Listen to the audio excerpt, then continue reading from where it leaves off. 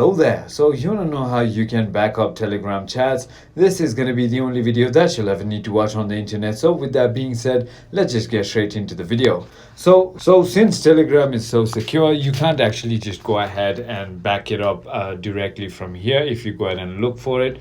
So as you can see, there's no particular way that you can go ahead and back up your chat, but what you can do, the best and the only way that you can go ahead and back it up is going to be by taking screenshots of the most important parts of the chat. So simply go ahead and take screenshots, make it into an album, and then just save it. That is the only way that you can back up Telegram chats.